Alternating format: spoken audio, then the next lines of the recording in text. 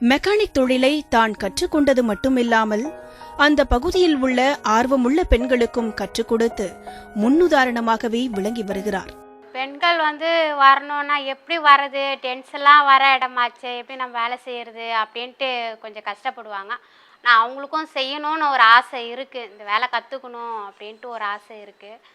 ரெண்டாவது நிறைய டென்ஸ்லாம் வராங்க, நம்ம வீட்டில் என்ன சொல்லுவாங்க, இதுமாரி ஆம்பளைங்களாம் வர இடம், டென்ஸ்லாம் வர இடம், நீ அங்கே போய் வேலை செஞ்சு என்ன பண்ணுவ அப்படின்ட்டு சொல்லுவாங்க. அதனால் சிலர் லேடிஸ்லாம் தழங்குவாங்க வேலைக்கு வர்றதுக்காக. நம்மளுக்கு அதை பற்றி பிரச்சனை கிடையாது. இதில் கற்றுக்கிட்டு அந்தளவுக்குலாம் வேலை யாரும் கற்றுக்கல, சும்மா ஒரு மாதம் 2 மாதம் வந்தவங்க தான். ஒரு லேடி வேலைக்கு வந்திருக்காங்க, 7-8 மாதம் கிட்ட வேலை செஞ்சாங்க. அவங்களும் கொஞ்சம் வேலை கற்றுக்கிட்டாங்க.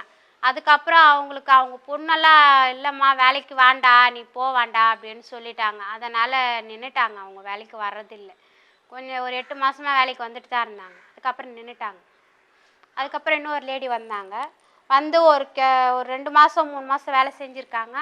2-3 மாதம் வேலை செஞ்சுட்டு அதுக்கப்புறம் அவங்களுக்கும் கொஞ்சம் வீட்டில் அவங்க ஹஸ்பண்டு வேண்டாம், ஒரே டென்ஸு போகிற இடம் வர இடமா இருக்குது, அதனால் பிரச்சனை கொஞ்சம் கஷ்டமாக இருக்குது, அதனால் வேண்டான்ட்டாரு. அதனால் நின்றுட்டாங்க அவங்களும். வீட்டு சூழ்நிலை பிரச்சனை ஒரு பக்கம், குடும்ப காரணம் ஒரு பக்கம், அவங்க ஹஸ்பண்டு சொல்கிறதுனால எது இருந்தாலும் அவங்க ஹஸ்பண்ட் என்ன சொல்கிறாங்களோ அதுதான் அவங்க கேட்டாகணும். அதனால் அவங்க ஹஸ்பண்டு சொல்கிறத கேட்டுக்கின்னு சரி வேண்டாம், செஞ்சது வரையும் போதும்ன்ட்டு நின்றுட்டாங்க. தனது சகோதரருடன் சேர்ந்து மெக்கானிக் தொழிலை திறம்பட செய்து வரும் பவானி வாழ்க்கையில் எவ்வளவு உயர்ந்தாலும் தனது சகோதரருடன் இணைந்து பணிபுரிவதையே பெருமையாக கருதுகிறார். வருங்காலத்தில் நான் அண்ணன் கூடயே இருந்துதான் வேலை கற்றுக்கணும், வேலை செய்யணும்னு ஆசை. தனியாக போகணுன்ற எண்ணெல்லாம் இல்லை. இப்போ வேறு லேடிஸு வேறு வேலை எதனா செய்கிறாங்கன்னா அவங்களுக்கு அந்த வேலை ரொம்ப பெஸ்ட்டாக தெரியும். நம்மளுக்கு இந்த வேலை தான் ஈஸியாக இருக்குது, நம்மளுக்கு இந்த வேலை தான் தெரியும் அப்படின்னு நினைக்கும். அந்த மாதிரி என் தொழிலில் இருக்கும்போது எனக்கு இந்த வேலை தான் ஈஸியாக இருக்குது, இந்த வேலை தான் பெஸ்ட். அவங்க இது உள்ளே வரும்போது தான் அவங்களுக்கு தெரியும் அது கஷ்டம் ஈஸியாக இருக்குன்ட்டு. அவங்கவுங்க வேலை அவங்கவுங்களுக்கு ஈஸியாக. பெண்களுக்கு தேவை ஃபஸ்ட்டு தைரியம் வேணும். எந்த வேலையாக இருந்தாலும் துணிஞ்சு செய்யணும், நம்மளால் முடியாதது ஒன்றும் கிடையாது, முடியும் அப்படின்னு நினச்சோம்னா என்ன எந்த வேலையாக இருந்தாலும் செஞ்சிடலாம். நான் இந்த வேலை தானே நம்ம எப்படி கற்றுக்கிறது எப்படி செய்யறதுன்னு நினச்சாங்கன்னா ஒன்றுமே பண்ண முடியாது.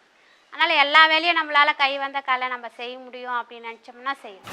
பெண்கள் இந்த தொழிலில் வர்றதே ரொம்ப கஷ்டம். இருந்தாலும் அவங்க இந்த தொழிலில் வந்திருக்காங்கன்னா பெரிய விஷயம்தான். இந்த மாதிரி இன்னும் நிறைய பேர் வரணுன்றது என்னோட ஆசை. சாதிக்கணும்னு நினைக்கிற பெண்களுக்கு அவங்க ஹஸ்பண்டோ இல்லை அவங்க அம்மா அப்பாவோ கொஞ்சம் துணையாக இருந்து கண்டிப்பாக அவங்கள சாதிக்க விடணும். அவங்களுக்கு துணையாக யாருன்னா இருந்தால்தான் அவங்க கண்டிப்பாக அவங்களும் சாதிக்க முடியும். இப்போ நான் எங்கள் வீட்டுக்காரி எங்கள் அம்மா அப்பா எனக்கு துணையாக இருக்கிறதுனால, எனக்கு தைரியம் கொடுக்குறதுனால நான் இந்த வேலையை கற்றுக்கிட்டேன், இந்த வேலைக்கு போகிறேன், செய்கிறேன்.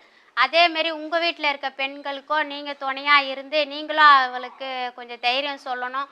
வேலைக்கு போ, இப்படி செய்ய அப்படி செய்யன்னு சொல்லணும். தைரியம் கொடுத்தா தான் அவங்களும் முன்னேற்றம் கிடைக்கும். அவங்களுக்கும் ஒரு தைரியம் வரும், நம்மளால் முடிஞ்சது கிடையாது, எல்லாமே முடியும், எல்லாமே செய்யலாம் அப்படின்ட்டு ஒரு தைரியம் வரும்.